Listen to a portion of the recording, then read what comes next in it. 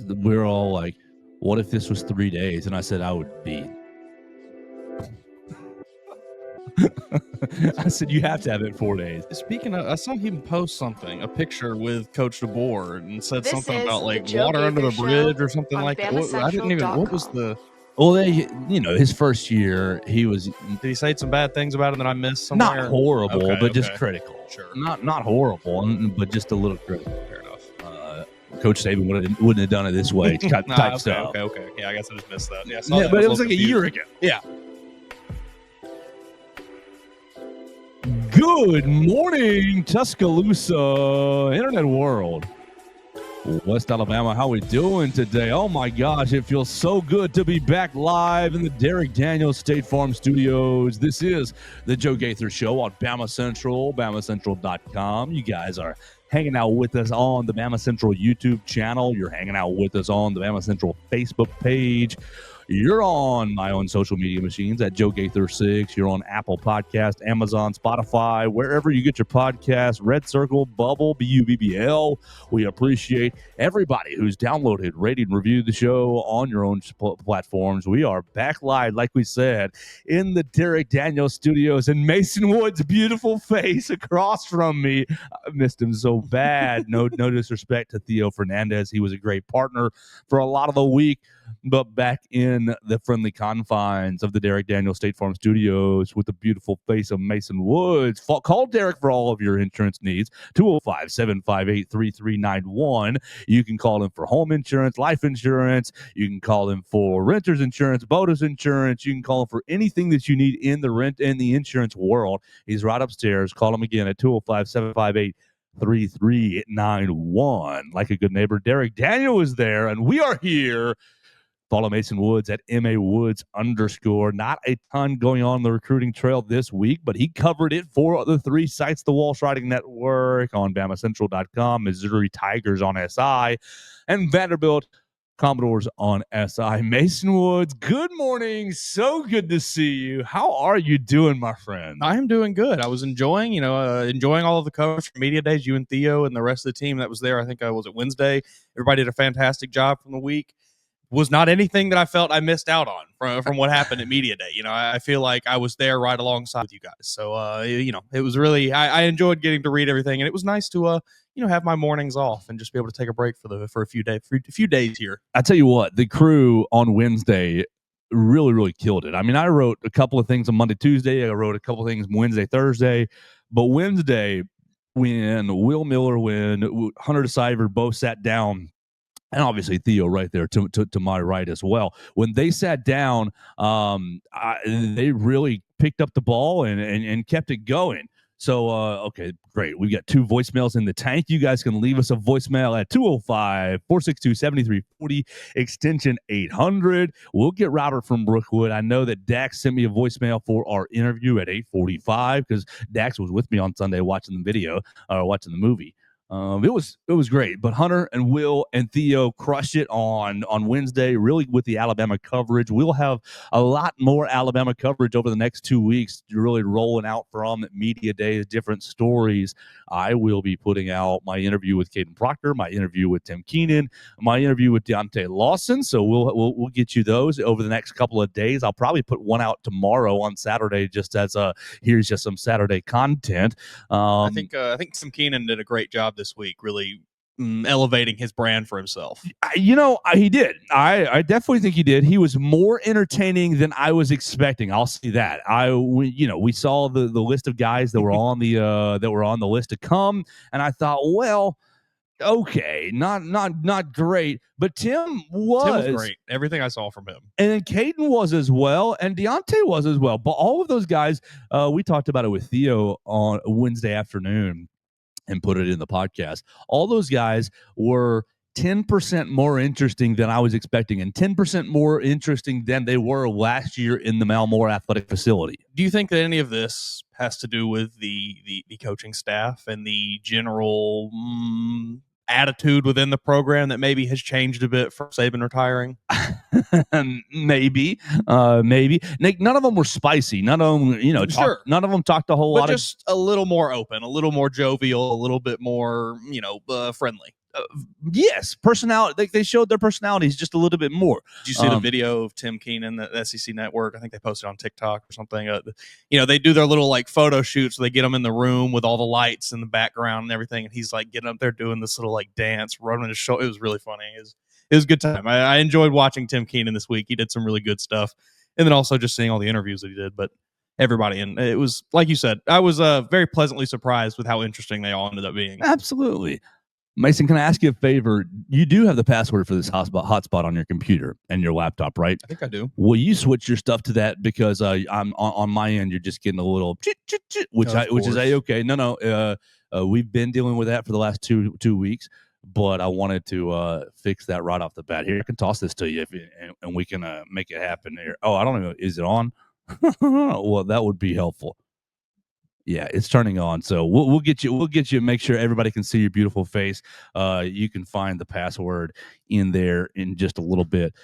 What I want to do is start with Robert from Brookwood's voicemail because we want to honor the voicemail line. And I know he left a voicemail maybe like Tuesday, maybe Wednesday. And the show was just chaotic as all get out, trying to get shows on and trying to cover everything. So we'll start with Robert from Brookwood's call, and then we'll kind of get into different things that we heard from SEC Media Days. So let's see, 205-462. 205-462-7340 extension 800. Here is Robert from Brookwood. Good morning, Cup of Joe. Robert from Brookwood. Just want to say roll tide for baseball, basketball, and football. It's been a good off season for all the schools so far. Football season's here. Good job. Keep it up. Thanks, guys. Oh, okay. All right. Good job. Keep it up. Hey, man, football season is here now. Made me realize on Wednesday when Kalen DeBoer was up there, he said, 2 weeks from today, we're going to be at practice. They can still hear you, by the way. So it's all good. They said 2 weeks from today, we're going to be at practice. And I thought, wow, we are really there at this point. I hate to do this, but I'll reveal my own feelings for the whole week. Monday was the MLB draft, and Will Miller had a story for every single draftee, whether they were going to get drafted, return to school. He had a story for them, and he was putting them out there. Great. And I thought to myself, it's football season now. It is football season now. It's not MLB draft season. But we'll start with that. Alabama got three of its prospects that were expected to be draft picks, and they were going to miss out on them because they were going to get a lot of money to go to the MLB. Miles Upchurch, Eric Hines, and Will Ryan. I'm not sure how to say his name quite yet. All three decided we ain't going pro. We're going Bama. Miles Upchurch did get drafted, but it was late. And Miles Upchurch has been on the Joe Gaither Show on Bama Central. So make sure you search that up if you want to hear him from 2 years ago, sophomore Miles Upchurch. He was on the show. So all three of those. And I am juiced about Eric Hines coming to school. ACA's own. He led ACA to a state championship. Let's see. Here you go. Right there. He led ACA to a state championship. You might probably gonna have to put your phone on it too to make sure the camera goes right, but take your time. You're all good. He led ACA to a state championship, and he was Gatorade Player of the Year, Baseball Player of the Year here in Alabama, and he was just smacking the baseball all over the place in high school ball, and I'm really excited to have him come to Tuscaloosa. Now, Miles Upchurch as well. Miles did get drafted in the later rounds by the Cincinnati Reds, but didn't like his draft slot, and that's just how that works sometimes, and decides that he's going to come to Tuscaloosa. I think that Monday's MLB draft really, really was favorable for Alabama. And so we'll get Will Miller back on pretty soon to kind of recap all that. I think that he has a draft article in the tank, kind of an analysis article in the tank for about 3 o'clock today on Bama Central, BamaCentral.com, Alabama Crimson Tide on SI. So what's the biggest things that we heard this week? We heard Greg Sankey really, really slap his, really, really throw it on the table on Monday basically. And he said, our schedule is harder than your schedule, and we don't need to play 9 games if we don't want to. And he talked about our viewership's more than your viewership. And he talked really about all kinds of things. He talked about our coaches, our NFL draft picks, everything is so good. It was a 45-minute propaganda session to open the SEC Media Days over there in Atlanta. And then you heard from all the coaches, and there was highlights from all of them. But honestly, Mason, did you hear Eli Drinkwitz yesterday? 30-team playoff. Is that what was it? Was that the number 30-team? Yeah, 30-team playoff. That's one of those where you hear that, and it's immediately, what a horrible idea. But then he explains it, and it kind of makes sense the way he explains it. As I'm aware, at least I didn't listen to it entirely, but I saw. Dude, you need to. It was the best 30 minutes of the whole thing. And the way he laid it out, at least as I understood it, is when you look at professional sports leagues, this the percentage of teams that make the playoffs is so much higher than it is in college football. I think he said 40-something%, 44. Yeah, and in college it's like 10% or something like that. With so from that standpoint, I do understand. If we're looking for parity, if we're looking for competitive, I don't even know if competition. That seems to be the way to do it. I guess the argument against it is, well, hey Eli, let's remember that you all are the ones who have been telling us for the last 15, 20 years, well, these aren't professional sports. These are these aren't pros. These are amateur athletes. So I don't know. But he made a lot of sense, I got to say. Basically saying in the NFL, you've only got to beat 4 teams, win your division. We've got 16 teams in our quote division in the SEC. He was hilarious. He gets up there the first, and they're playing the Missouri Fight song, and he goes, "Oh, it reminds me of Disney World. They played this at Disney World. Did you know that Walt Disney is a native of so and so Missouri?" And I'm like, "Okay, fun fact." And then he goes, "And it looks like Disney World too. Everybody's hot, tired, ready to go home. I see y'all." I was like, "Yes, you are clocked. You've clocked me, sir." And he goes, "So let's knock this out." And he goes on, we're this, we're that, we're that. And and he goes, "All right, I'm ready to answer questions. But reminder, I won't answer any questions about the Epstein files, JFK, if Lee Harvey Oswald could get 3 shots off from the bookstore from the third floor." And he just went on and on about just things he wasn't going to answer questions about, and then flat answers opens it up. Anybody asking about recruiting?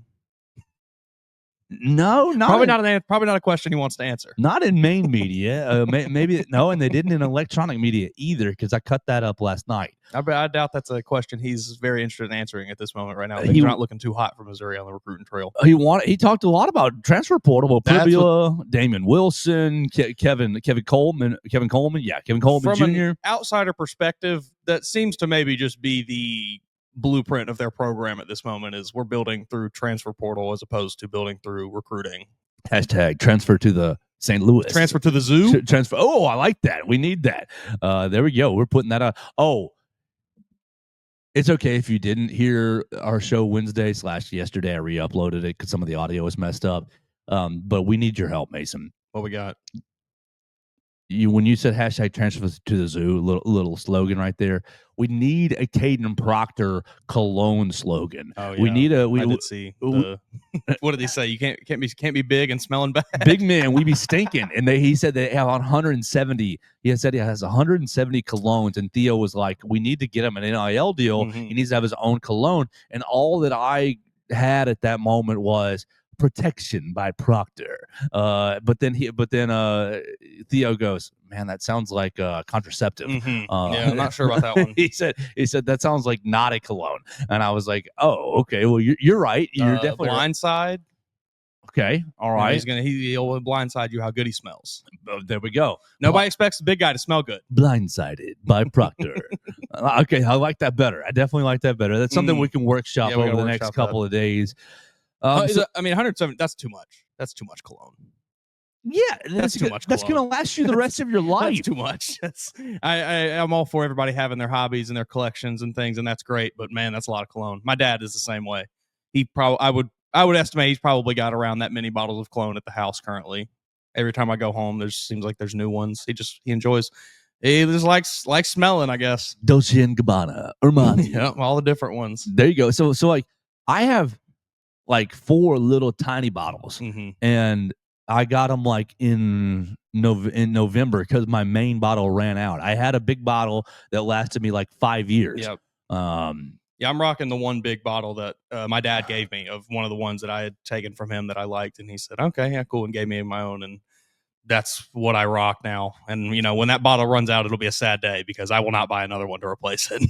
Well, I mean, because it lasts so long, you should. Because like we're not bathing in cologne. I'm going dap dap on the wrist, dap dap on the neck, just a little. And so like the 3 or 4 little bottles that I bought in November, they'll last you a few years. Right? They're still looking good. Oh yeah. Because I'm not trying to just throw it over my head and wear somebody out with it. You think Proctor? You think he's like you think he's combining scents? He's got like please don't, because that's where you mess up right there. That's where you get yourself into trouble. A scent on the wrist, and then a scent on the neck, and then a different scent on the ankle is like no, please don't. And look, Caden, we need you to be stinking on Saturdays. Yeah, and maybe don't use that on Saturdays. On Fridays either. We want you to build up the body odor so the edge rusher really don't want to touch it. They're like, oh, man, you've been sweating.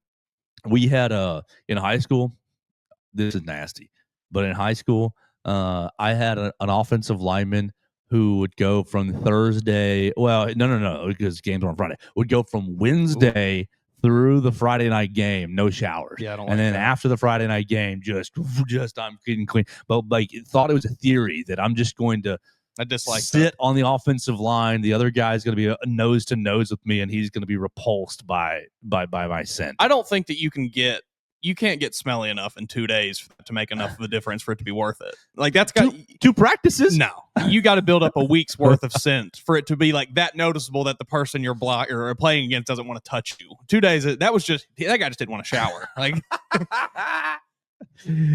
okay, so Eli Drinkwitz was my favorite coach on the podium just because he was so forthright.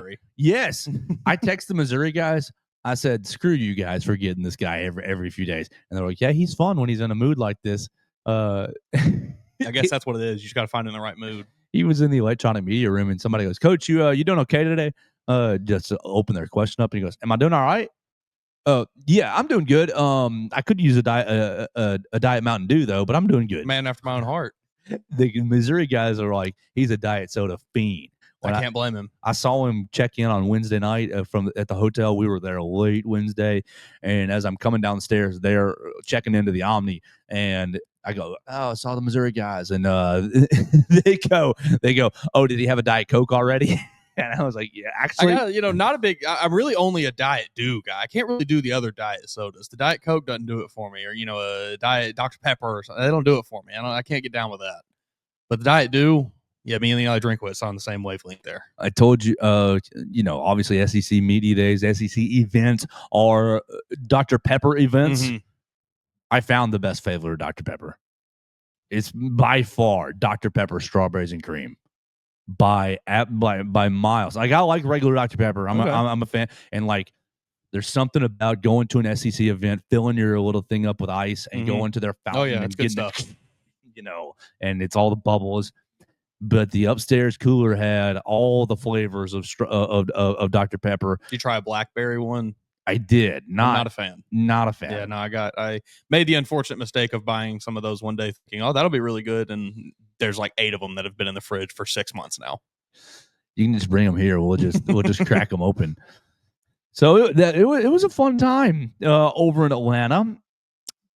What was the best? Did you get to walk around the football, the Hall of Fame at all and see everything, or did you really not have any time to do it? We definitely had time to do it, but I did not do it. I walked through the lobby and saw the wall of helmets, and they had rotating displays.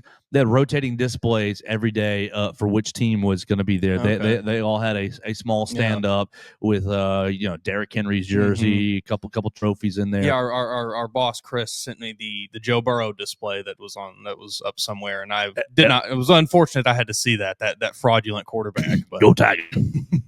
Oh, can we go right there then? Because that was on Monday. And Brian Kelly, I wrote this for the cover on Tuesday. Brian Kelly was talking about LSU quarterbacks year 1 to year 2 jumps. And the last 2 incumbent starting quarterbacks was Jaden Daniels and Joe Burrow. And now we're looking at Garrett Nussmeier. And he said up at the main media that he's going to take this similar jump. And I thought, you need to be drug tested. That's a bold statement. It's a bold statement. No. You do have the track record to back it up. Like, you can say that. Now, he wasn't with Burrow. It was Eddie O. Yeah, but he was, true, yeah. but he was all over Jaden Daniels. Yeah. That was him. That was his doing. Like I said, that's a bold statement. I'm not sure that Garrett Nussmeier is the quarterback I'd lay that sort of expectation on, lay that sort of I don't know, the pressure on. I do think I'll have a good year, and I think he'll probably be a first-round pick. But I think that's more going to be due to quarterback neediness than him actually playing at an elite level. I think he will play to a B plus, A minus level. But you're talking Jaden Daniels and Joe Burrow, college quarterback, their last year, their Heisman Trophy season. That was A plus plus. That was 102 on a 100 scale. Like, and I think that Nussmeier could maxes out at a 94, 93. And going into the season, I see him as like a 86 right now out of 100. Where he's going to play. I think that's probably right around where I'm at. But like, you're talking getting all the way up to unstoppable, literally unstoppable. Just nuts. That just reminded. I was this week, just scrolling through the Twitter feed. I saw somebody posted an all 22 angle with some Cam Newton highlights, about 2-3 minute cut up. You talk about dominance, unstoppable. I always forget just how insanely good he was. I know he was that good, and I know he was amazing. But then I watch it every time I see it, something new jumps out. It's like, man, that guy was crazy.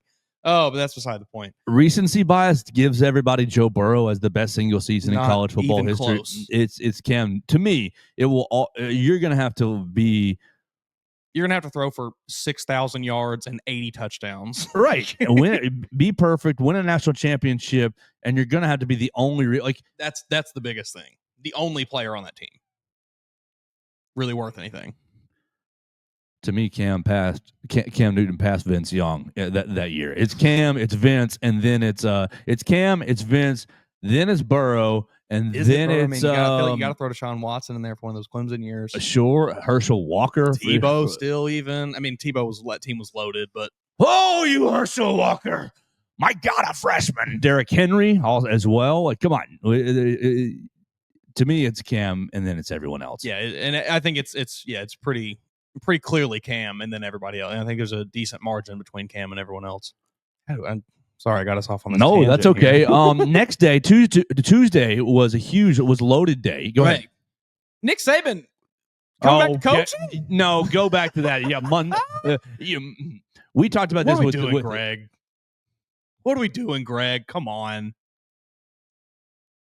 There is not one person that told him that had any bit of merit to that statement. That's a ridiculous thing for him to have reported. I believe that someone told him that. Sure. I do not believe that person told him that with any semblance of, this is a real thing I'm saying to you. So I have two theories, and I'll get your opinion. Was Greg just trying to fill 15 minutes of airtime on WJOX? You guys hear on Mac and Cube in the morning in Birmingham. Was he just trying to fill 10, 15 minutes of airtime? One. Was it from a real credible person, and he thought, well, I need to say this because it's Jimmy Sexton. It wasn't Jimmy Sexton, but like that's a name. That's someone it would be worth saying. Right. 2 or 3. It's Monday at SEC Media Days. How do I get my name on everyone's lips? 1, 2, or 3, or I'll leave option 4 open, other, and you got to fill it in. I mean, 3 is the meanest option, but that's the option I'm going to go with because that's certainly what it seemed like. I don't know Greg personally. I don't know that he is that type of. I don't know which one, media personality, and I don't want to call him a journalist because I don't really know that he is. But I don't know that he's necessarily the type of media personality who is sitting here, rubbing his hands together, thinking of every possible way he can make his name bigger and get as many clicks as possible. But that is the way that this came off. Yes. So bad. And I don't really want to go with option 3. I don't want to go with that, but that's what my gut tells me. I think it's a mixture of all 3. You're I think he right. heard it from somebody, needed to fill 15 minutes of airtime, and thought, this will be good. This will be people will talk about this for the next one. Exactly. I think it was a mixture of all 3. And Eli Drinkwitz dunked on him yesterday at Main Media. He talked about, we heard from Coach Saban this year about this player and that player and this player, and not because he's coming back to coaching, Gray. It was like running through our site, the Bama Central site. I mean, we got 4 or 5 stories out of just that. Kirby Smart was asked about it. Kalen DeBoer talked about it. I don't even remember who else talked about it. Hunter DeCyber was all over. Yeah, everybody was talking about it. Kirby Smart, he had the best quote about it. Gotta ask the boss. Yeah, he said something about I wanted to see if he could take Muschamp's job. And that was good. Nobody, the crowd did not give him the response he deserved on that. That was a pretty good joke. And he said, you got to ask the boss. Miss Terry is going to be deciding that. And that's exactly right. Like, Miss Terry, God love her,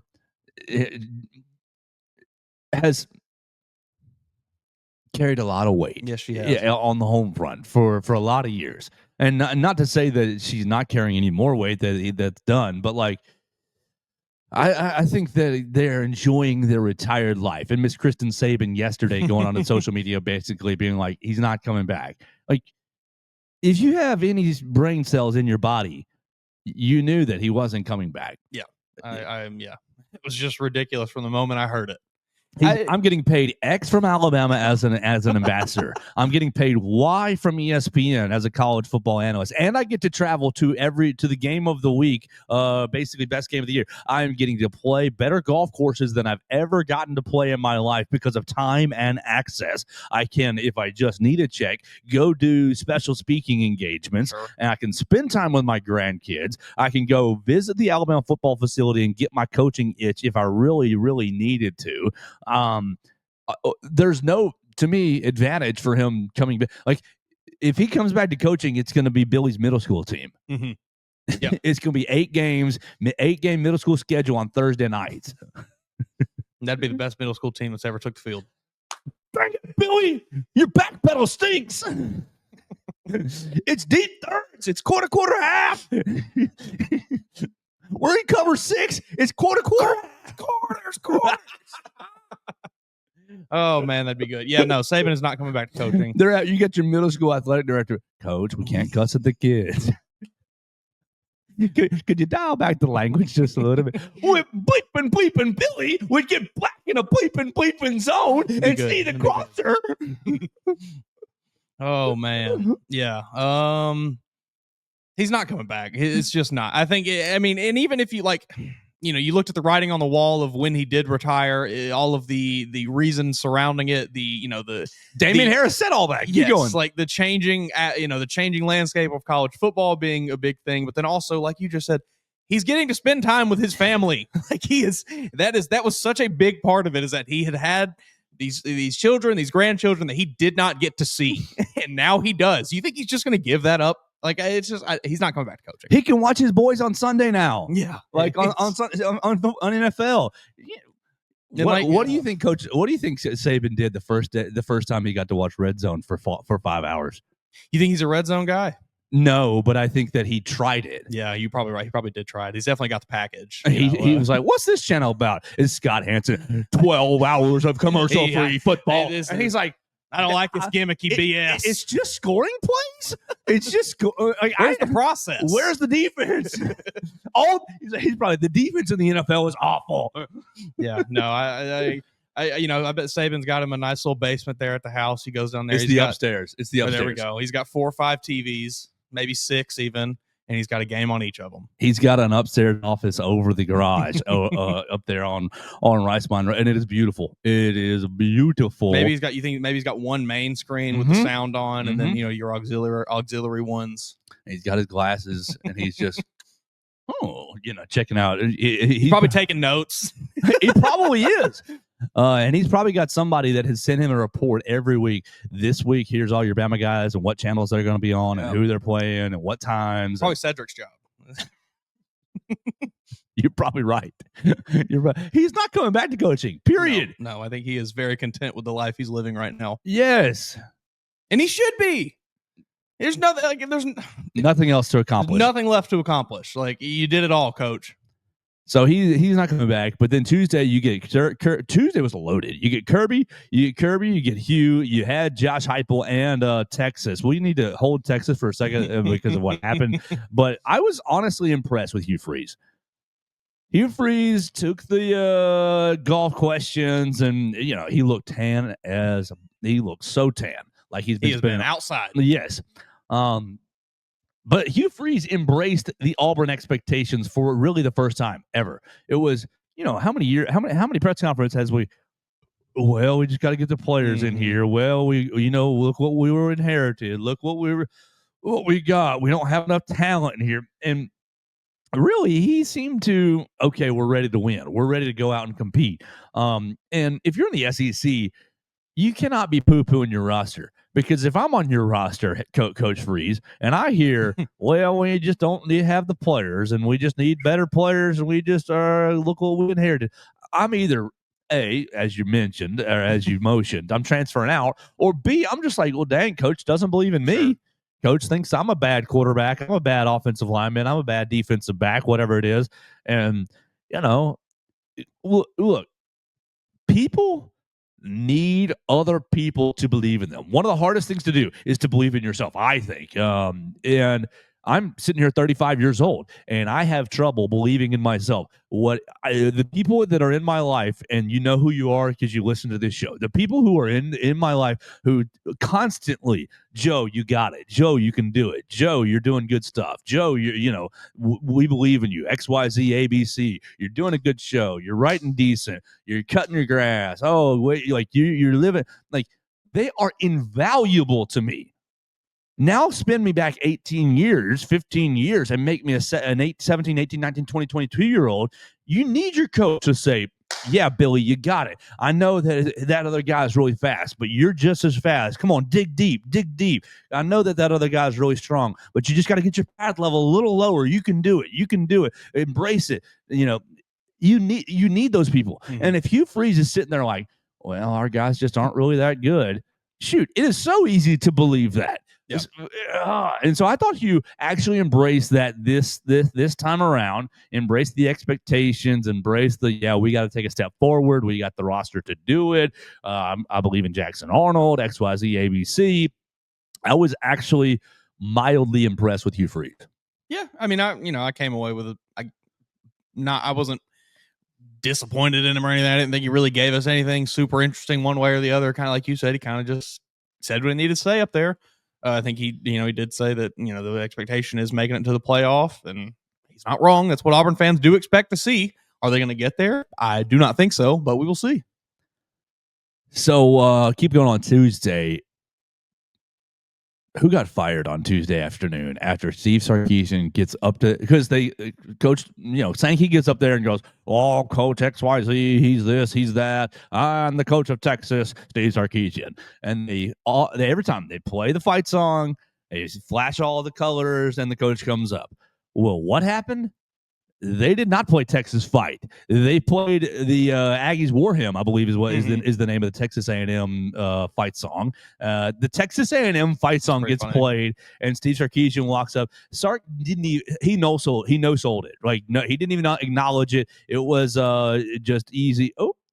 Oh, sweet. I got a couple comments right here. Greg Skipworth commented, good morning, gentlemen. Greg, I met Greg, and we chatted a couple times at SEC Media Days. I appreciate him jumping in the comments right there and watching us right there. I think that, Sark didn't even either. He didn't notice it or didn't care. But I'll tell you who did notice and care. The Texas fan base online went absolutely berserk. Disrespect us. That's because they're ridiculous. They're an insane group of people who think that they everyone's coming to get them. Diana Miller commenting on social media. I appreciate you, Diana, for joining us as well. Nobody beats Saban. My son graduated under Nick. Senior year, they beat the stank off everybody that stepped on our boys. That is the best. And getting the college degree and national championship was and is still so happy and proud of our Bama boys. Roll damn Tide. Diana, thank you so much for joining us. Appreciate you being on there. Congratulations to your son, and thank you for your son's hard work and allowing us to cover your family. Absolutely. But yeah, no, the Texas fan base went absolutely berserk. They always want to be a victim. They will make themselves the victim in every situation they can. Yeah, it was. I really. Who cares? Who cares that much? Nobody cared that much except for Texas fans on the internet. You would have cared if Kayla DeBoer gets up there and it was Auburn. I wouldn't. I probably would have laughed at it and been like, "Oh, that's funny." You know what I wouldn't have done was thought that the SEC sent down a league notice that we were going to disrespect the Texas Longhorns. It's just ridiculous. It's not some conspiracy that we're all out to get Texas. It's some kid sitting up there that was looking at a list of audio where that said Texas and then Texas and ... And he picked one of them, and he had a 50-50 shot, and he got it wrong. He should have drug his little thing out to the side so he could see Texas A&M, but he didn't do that. I hope that kid didn't get fired. I sincerely hope he did not also. But I believe with my whole heart that the higher-ups at the SEC ripped his tail. I'm sure. I doubt he will be doing that job again. He'll probably be shelved with other responsibilities moving forward. And then we got Arch Manning. Oh, my gosh. That was ridiculous. That was ridiculous. I was right in front of him.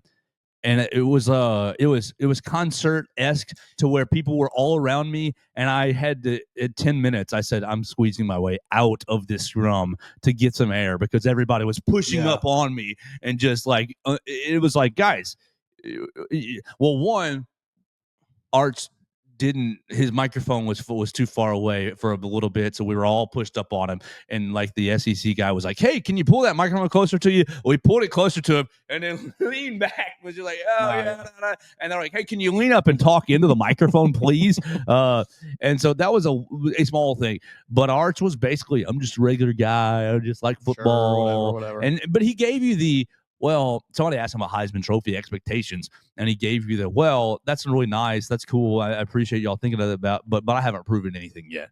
I still got to go out and do some things on the field. I respect that. I enjoyed our time standing in front of Arch Manning. I wonder, obviously I was not there in whatever year it was, 2008, 9, when Tim Tebow made his appearance at SEC Media Days. I have to imagine it was a similar fervor, though. Oh, it was packed right there. That was the biggest scrum that I had seen all week and did see all week. So it was a great time Monday, Tuesday. Mason, let's take a pause on SEC Media Days. We got 2 weeks to really get into it with all the things that we heard. What I'm going to do is get our Caden Proctor interview set up for Saturday. We'll run it. We won't be in here. I'll just program it, and we'll run it on Saturday right here at this time because I didn't put out an episode on Thursday. I was just so gassed and driving back on Thursday anyway. So what we'll do here is we'll set our Caden Proctor up to play on Saturday morning at this exact same time. You guys have already seen the clip on my social media. How much taco casa have you and Wilkin Form be eaten? It's a lot. It's a lot of time. It was a lot. He gives you the answer, spells it out. So we'll play that tomorrow. We'll work in Tim Keenan really next week and Deontay Lawson next week. I did spend 25 minutes with Michael Bronner, basically doing what we do, being clowns up there. So that was a lot of fun. We'll play that next week as well. I have a couple of commitments from other media people. Look, I didn't want to interview media people and ask them the same questions. What do you think about the quarterback? Sure. What do you think about the offensive line? What do you think about blah, blah, blah? It gets a little repetitive pretty quick. Plus, if you're not funny or making me smarter, I just don't care. Like, that's the bar. I mean, because because if you're not either of those things, you're probably just giving the same answer everyone else is giving on that topic. And then at that point, nobody's really getting any better. All right, let's take a pivot. Because on Sunday, I did have a great privilege, honestly. Drove over. Sunday was a little stressful because we had church and then realized, oh, gosh, the Eastern time zone. I lost an hour, so I've got to pack up right now and go. but I'm really, really glad that I did. I'm really glad that I did because I was invited to talk to view this documentary, Nothing But a Winner, that's going to be coming out. It's going to be released on July 31st. You might have been in Birmingham on Wednesday at the Mystic Theater, I believe it was. They were really premiering it, and I know several people on my Facebook were able to go see it. And you've seen, Karen, who likes to call into Tide 100.9. She tweeted all about it, and she talked about how much she enjoyed it. Mason, it had me really on the edge of my emotions the entire time. I was really, really moved. Dax joined me. Dax has a voicemail for this interview. He's gonna get. We're gonna play that here in just a minute. We're gonna take a pivot and we're gonna talk about a documentary, Nothing But a Winner. You're gonna want to see it if you are an Alabama football fan. You're gonna want to see it if you're not an Alabama football fan, because you need a little inspiration in your life. Which it was the perfect flavor for, hey, Joe, you're about to have a big week. You're about to have a big week, and it's about to be media's, and you're about to really have to just lock in right here. And so all these Coach Bryant, the price of victory is high, but so are the rewards. Just chilling down my spine hearing Coach Bryant over and over. So let's take a pivot here and be joined by Jimmy Jenkins. He is the director. And Jimmy, I want to first thank you for joining us this morning. I know you're very, very busy trying to promote your film, but I really want to thank you for inviting us on Sunday. I've got a voicemail from my guest. We take the voicemails all the time. He joined me on Sunday, so I'm not sure what he had to say about it, but I know he enjoyed it. I'll play that for you in just a second. I just want to start by thanking you for the entire experience and say good morning and how are you? Good morning, man. Thank you guys for having me. Thank you for coming to the showing on Sunday night, man. I just really appreciate it and your comments and just you watching it. I was so nervous and just after Sunday and after Wednesday, it's like I could breathe. People enjoyed it, so I'm just so honored and so happy to be able to tell the story. So Mason did not join me because Mason was back here in Tuscaloosa doing all kinds of work. But Mason's a lifelong Alabama fan. I've already seen the film. I gave him a little spiel just this morning before we got started. I want to give you a chance to talk to Mason and really tell him through this lens why the younger Alabama fan needs to see this film and why just anybody needs to see this film. Yeah, I like to make this example. In Nick Saban's tenure and even Bear Bryant, Fortune 500 CEOs will come down just to spend a week to watch what they do. These people weren't Alabama fans. A lot of them weren't even college football fans, but it was something about these men that taught you how to be a winner at life. And that was what made me draw myself to the story, because I'm not an Alabama fan. I never was. Quite frankly, I always wanted them to lose because they always won. And when this story came to me, I'm like, Alabama, I'm tired of Alabama always winning, but it's a reason why they're winning, and it's principles. And one of the things I realized is that the things that help Coach Bryant win are the same things that help Coach Saban win. And so what it means is the ingredients for winning never change. And no matter if you're a trash man, if you're a barber, or you are a football player, these principles can help you be successful in life. Absolutely. So the film basically encapsulates the two major eras of Alabama football, Coach Bryant and Coach Saban, but really takes a much, it wasn't just about here's this great win, here's that great win, and yada, yada, yada. Everybody's got trophies. It was about the how and the why. And I really was just, the people who watch this show know that I'm rather emotional anyways. I had to get up to go get a napkin pretty much to make sure that I wasn't embarrassing myself the entire time because of what you did with your film, showing why Alabama is important, why Alabama football is important to not just the people and giving them pride and say, yeah, roll Tide, but the societal impact in the 60s from Coach Bryant. You had all kinds of older Alabama players on there really talking about what Coach Bryant meant to them, but the societal impact of integration in the South, and really how I think Coach Bryant helped move the entire state of Alabama forward as far as acceptance of African Americans. I want to just get your take and really open up the floor to let you kind of explain or talk about either what you learned or what your goal was, including that and making that a major theme. Yeah. It's over 100 years of Alabama history. And one thing I knew is I could not tell it all. It's so much that deserved to be in the story. And there are 1,000 angles you could take. But during this process, I was able to do a lot of research on Alabama football and watch all the films that had been done before. And it wasn't very many of them that really took the angle of the African-American experience.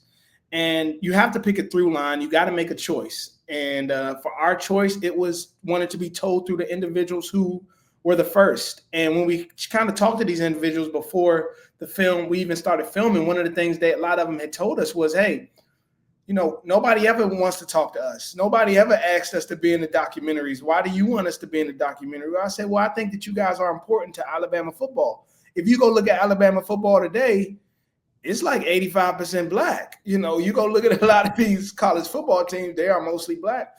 And so they didn't understand the impact they made on the state of Alabama and the Alabama football program. So they didn't even think they were worth even getting interviewed. And it made me just say, you guys are important to this story. And that's the angle we took. And I learned so much about it. And we could have told this story 1,000 different ways, but we had to pick one. And it needs to be a whole lot more Alabama. This deserves a 4, 5, 6-part series, but we just didn't have the money to do that. I've got a bit of a 2-part question. I want to ask you first kind of about that process of when everything hits the cutting room floor and you do come to decide, all right, this is the angle we're taking, just kind of what that looks like. And then also gaining access to the Alabama football program. You know, Joe and I have both covered the team now for a long time together. I think it's safe to say that it's not the most open door policy here in Tuscaloosa for the football program. So just getting that access and getting players to open up, you know, talk to me. What was that like? That was probably the hardest thing I had to do in my life, bro. For us to even get through to make the documentary. Like, when you first try to do it, you can tell people on the other side of the phone like this. Why? Who told you can do this? And man, it took us probably a year just to get the right permission. And the only reason we got permission to do it is because of people like Marlon Humphrey and Caleb Castile, Jeremiah Castile, Bobby Humphrey. If we didn't have those guys, we had no shot. And even with those guys, it was still hard. But we were blessed to get Coach Saban. But once you get Coach Saban, it's like everything just to do. Because Saban don't do interviews. It's rare you get him to do. It might do something for like ESPN or whatever for a game. But outside of that, it's rare that he does it. So once we got him, the dominoes fell. And it was phenomenal. We're talking to Jimmy Jenkins. He's the director of Nothing But a Winner. You guys need to go see it on July 31st. Select theaters across Alabama. You can look it up right now and express your interest. That will help open it up to more theaters and more dates. But I will tell you this: if you have any semblance, if you like anything about Alabama football, it is a must-watch. It really moved me. It really fired me up. Got me prepared for SEC Media Days. Got me fired up for the season. Fired up to cover the season. I want to build right off your last point. You talking to Coach Saban. You mentioned to us after we finished watching it that if you go see it in theaters, there's going to be 15, 20 more minutes of content specifically involving Coach Saban. What can you elaborate what the viewers will see? Yeah, so this is special in-theater content that you'll only be able to see if you go to the theater, but it is Coach Saban's full interview, whereas we could only put little snippets in. But just hearing him talk about his whole process is so inspiring. And I think that could be a movie in itself, just sitting there listening to his interview. And so you get all the in and out of Coach Saban's experience at Alabama, and you get it from his mouth. And so that's something you'll get to get at the end of the credits if you stay. But we need people to go to the theaters. You know, they told us when we put this out, when we started distribution, they told us that Alabama didn't have a big enough fan base for a national theatrical release. And I felt so indifferent about that. I felt like Alabama has the strongest college support system, football support system in the country. And I think you guys have the most fans and the most support. And so we got a lot of people doubting us in putting this movie out nationwide. And we want to prove them wrong. And so we need everybody in Alabama, all throughout the country, everybody who supports Alabama to make sure they're at the theater. And even if you're not, just go buy 5 tickets, buy 6 tickets, buy 10 tickets. And that will help us greatly. We're talking to Jimmy Jenkins, director of Nothing But a Winner. You can see the film right there, July 31st. I want to go back to Wednesday. Wednesday, you guys had a premiere. Tell us about your experience in Birmingham and how to go. It was insane. Good. Like, oh my goodness, it was packed out. Everybody was there, man. It was man, it was just packed out, bro. Packed out. And then, you know, I was extremely nervous because, like I said, these are the people that are going to criticize it the most. And at the end, it was a standing ovation. At the end of the night, you saw people during Coach Brian's part wiping tears away from their eyes, and I didn't even understand what Alabama football really means to people, bro. It's not just football, bro.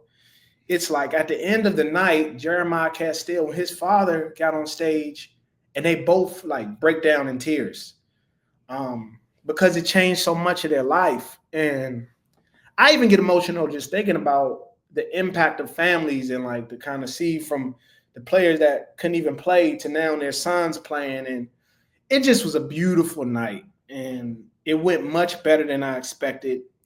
And to hear people like they were just responding to stuff and screaming, clapping, like it's like they didn't know what happened in the game, like the Penn State game, the goal line stand. When you put that part on, and I was just in my chair.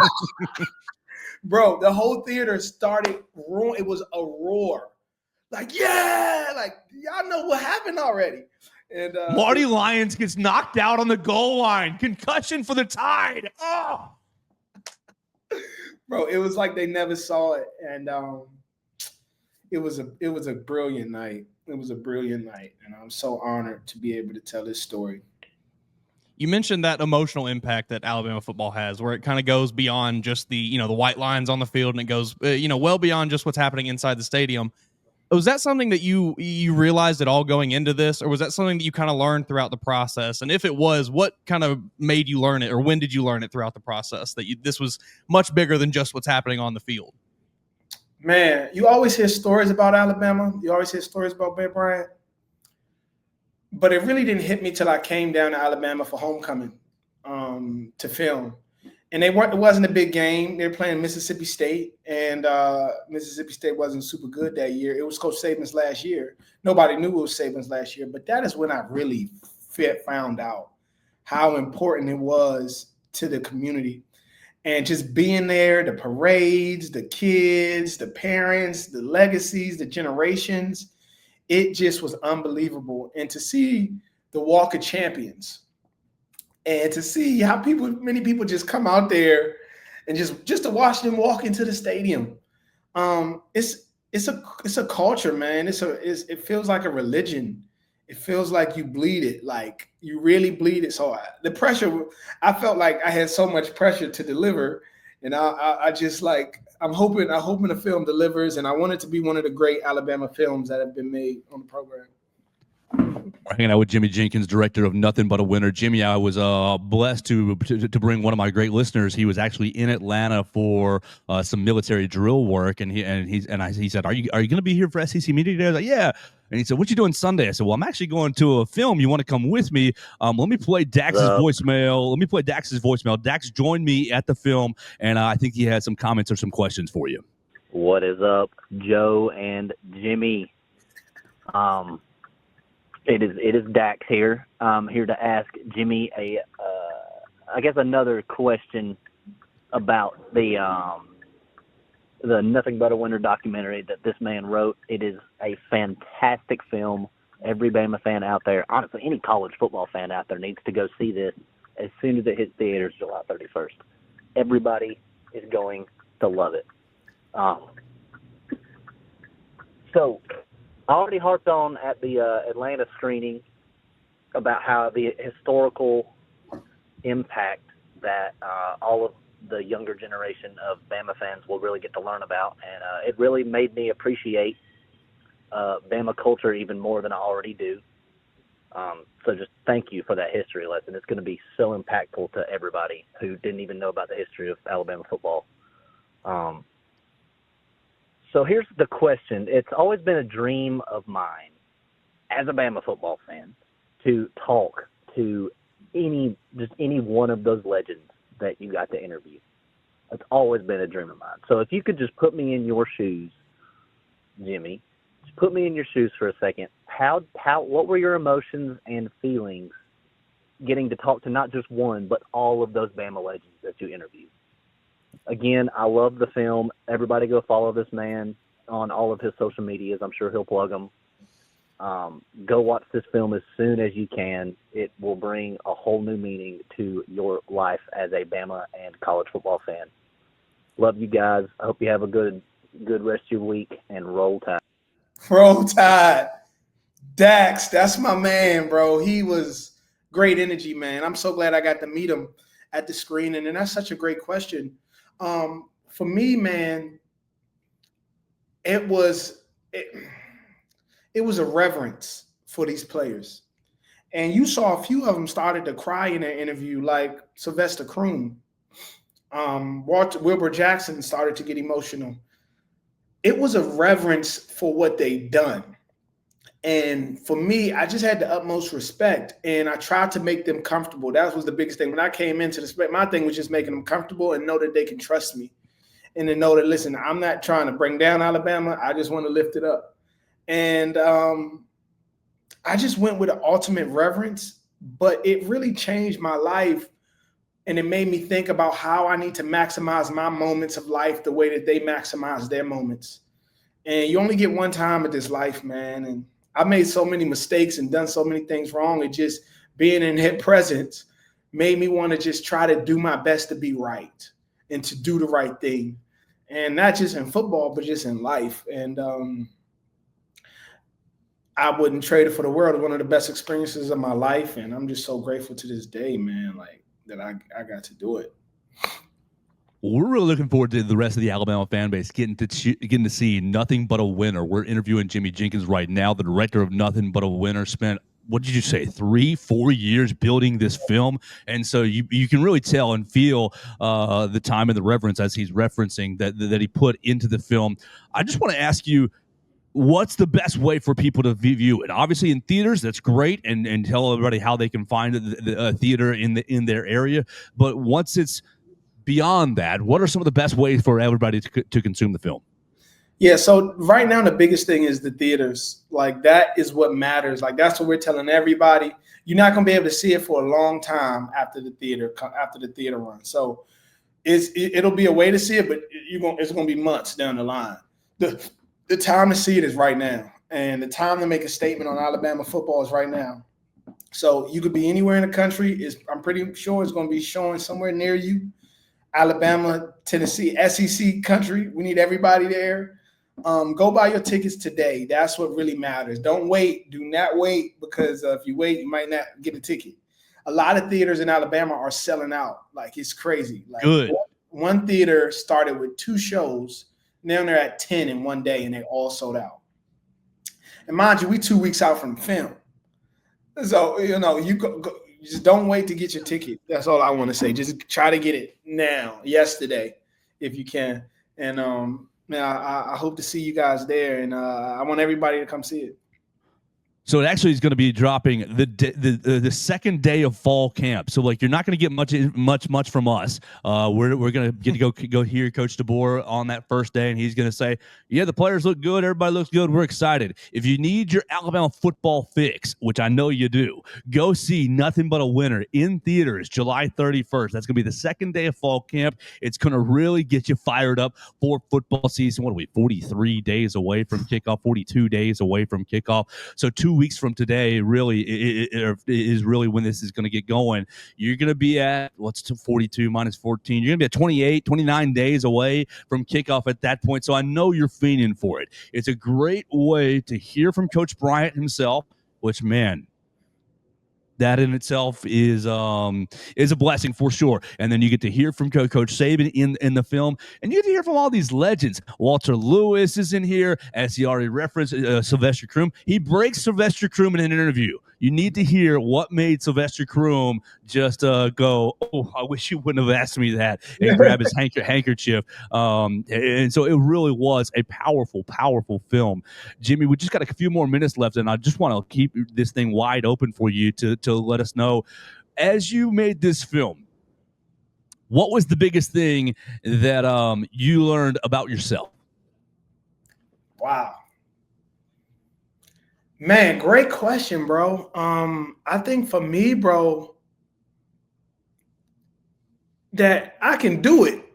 For me, that I can I can do it, bro. Like sometimes I doubted myself as a creator, as a filmmaker, and I wondered, man, can I do this? Did I bite off more than I can chew? But it really told me, man, this is just the beginning for me. My career is just getting started. I'm 34 years old, and a lot of directors don't get this opportunity this early in their career, and I didn't want to mess up. And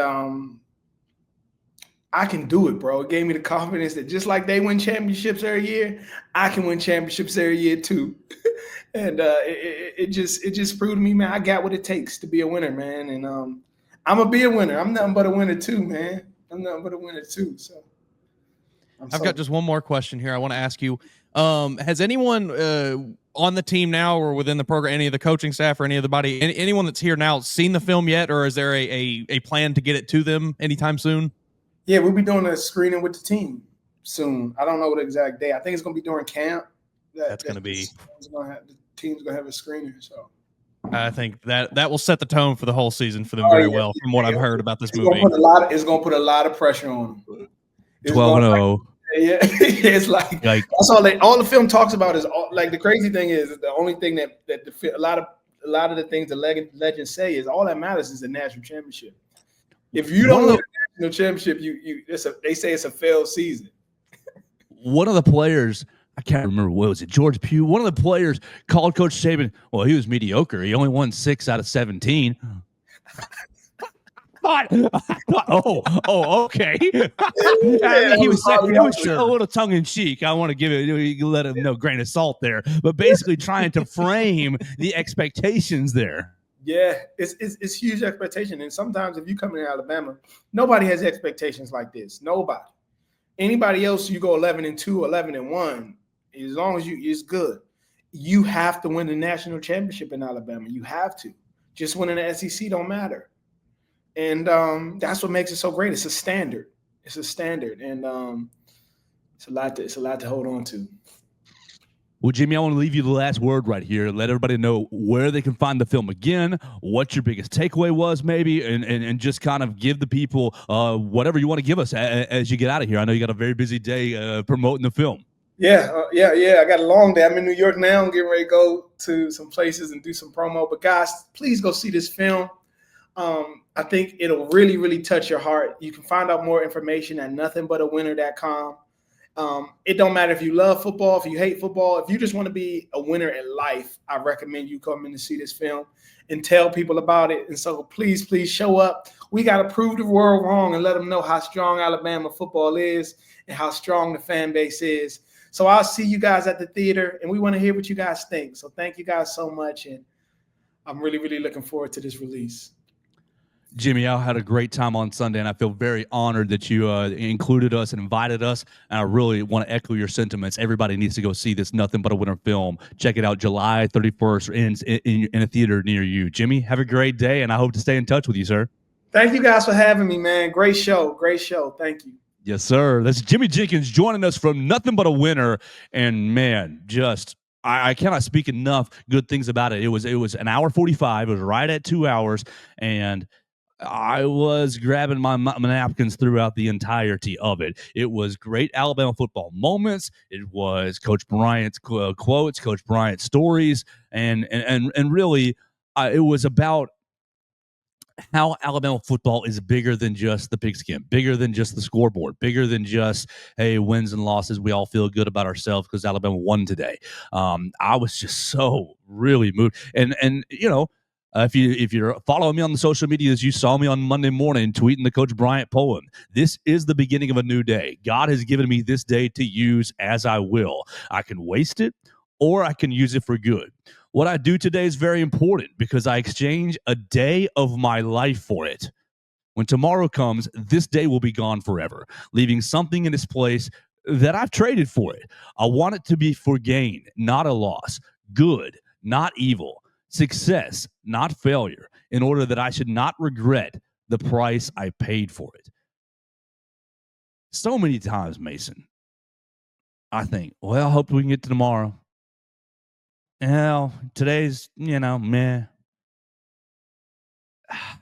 It was the perfect film to get me set up for football to me. And so I really want to thank Jimmy Jenkins and their entire team for inviting us.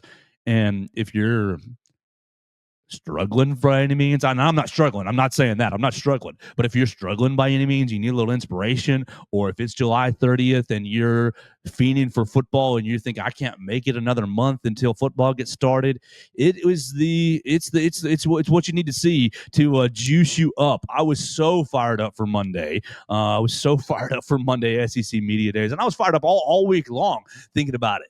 And I just was really appreciative of it. And you got the Coach Bryant line.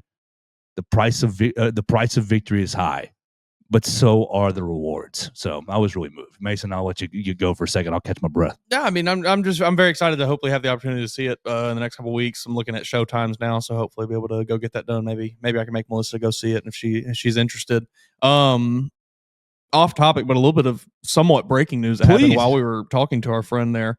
Ryan Williams officially joining the Nike football team as a brand ambassador and getting that big NIL money. So, we've talked about players signing outside of what school is theirs, or outside of what like brand is their school's uniform provider. It's nice to see Ryan Williams sticking with the Nike here. Okay, I was about to. We are a Nike school. Yeah, great.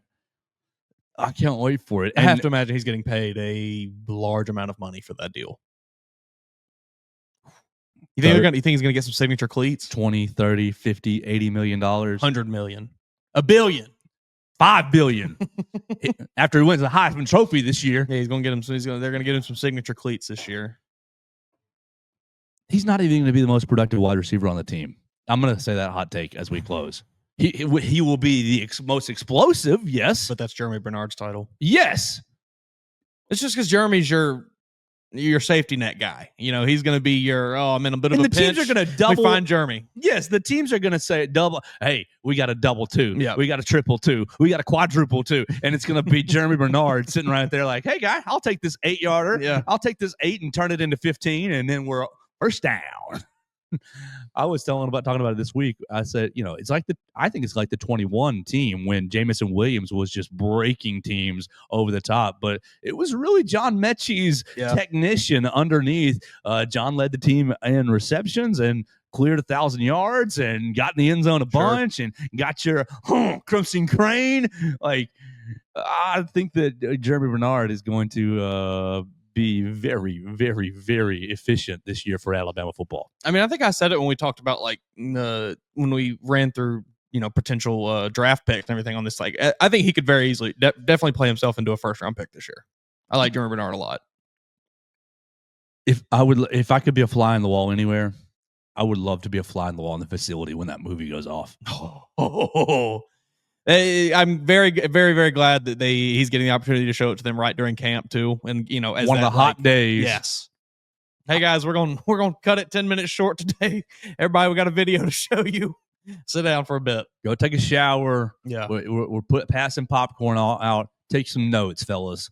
Man, if it hits them like it's hit me, then go ahead and go to Vegas right now. Go to Vegas right now and make yourself some money. So let's see. It's really cool. Oh yeah, go ahead. Go ahead. National championship odds right now. What do they have Bama at? Oh, they have Bama at 12-1 is my guess. They have Bama at. All right. Well, Texas and Ohio State are your co-favorites to win at 6-1. That's what it looks like. Yes. Oh, that's a total guess. Bam.